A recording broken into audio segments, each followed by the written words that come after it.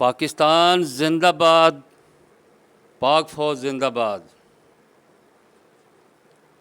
دوستو، حدیث نمبر 2924 صفحہ نمبر 668 صحیح بخاری نزہۃ القاری، حضرت ابو ہریرہ رضی اللہ تعالی عنہ سے روایت ہے کہ نبی صلی اللہ علیہ وآلہ وسلم نے فرمایا، اس خدا کی قسم جس کے قبضے میں میری جان ہے،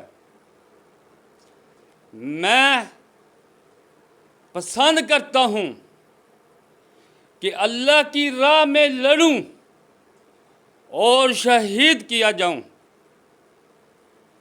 پھر زندہ کیا جاؤں۔ فرمایا پھر اللہ کی راہ میں لڑوں اور شہید کیا جاؤں، پھر فرمایا کہ اللہ کی راہ میں لڑوں اور شہید کیا جاؤں، پھر زندہ کیا جاؤں۔ آپ صلی اللہ علیہ وآلہ وسلم نے 4 دفعہ فرمایا۔ دوستو، کبھی وقت آن پہنچ ہے، اگر خدا نہ خواستہ وقت آن پہنچے اور جان دینی پڑ جائے تو نبی صلی اللہ علیہ وآلہ وسلم کا فرمان یاد رکھنا کہ اگر زندگی تو ویسے بھی ختم ہونی ہے 10 دن میں یا 10 سال میں جانی ہے، لیکن آپ ارادہ کر لیں اور نبی صلی اللہ علیہ وسلم کا فرمان یاد رکھے کہ نبی صلی اللہ علیہ وسلم نے فرمایا کہ میں بار بار اللہ کی راہ میں لڑوں اور شہید کیا جاؤں اور پھر زندہ کیا جاؤں، یعنی کہ بار بار 4 دفعہ یہ فرمایا۔ پاکستان زندہ باد، پاک فوج زندہ باد۔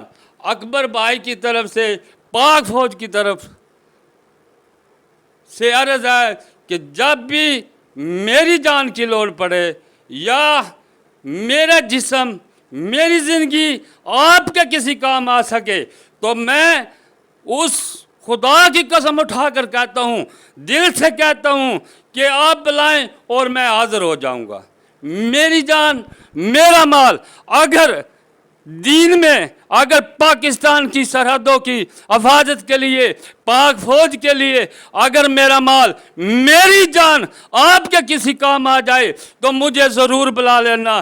انشاءاللہ سچے دل سے اللہ کی قسم اٹھا کر کہہ رہا ہوں کہ میں اپنی جان آپ کے حوالے کر دوں گا۔ آپ چاہے اس پہ بم باندھے، چاہے جو کریں، آپ کے لیے میری جان بھی اور میرا مال بھی حاضر ہے۔ اللہ تعالیٰ پاک فوج اور پاکستان کو اپنے حفظ و ایمان میں رکھے اور اپنے خفیہ لشکروں سے پاکستان اور پاکستان کی پاک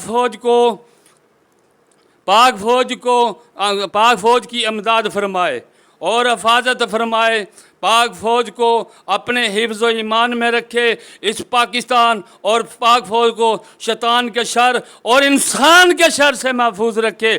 پاکستان زندہ باد، پاک فوج زندہ باد۔